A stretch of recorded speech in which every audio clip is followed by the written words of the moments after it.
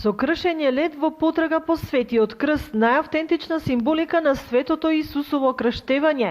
На минус 6 степени 14 млади момчиња денес се фрлија во водите на Виничка река, но духовната среќа годинава ќе го следи само еден, 19 годишниот Дејан Манасиев. Сакам на сите граѓани на општина Виница да ја посакам здраве, живот и среќа. Имаш ли некоја посебна желба годинава? Не, само здраве, живот и среќа Господ да дава. По кој пат се фрлаше? По 6-ти пат. Прва среќа е тоа? Да. По официјалниот прием во храмот Свети Архангел Михаил, за Манасиев следуваше Божиот благослов од црквата. Традицијата е, вика, порано му давааме златно ланче или крсте, но од оваа година му подаруваме свето писмо, пат во животот.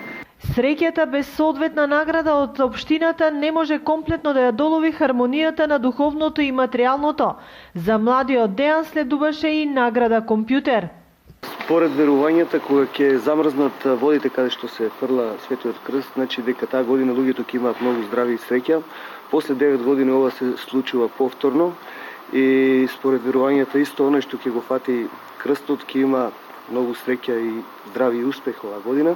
Сакам на среќниот Дејан Манасиев да му посакам нему и на неговата фамилија многу здрави и среќа.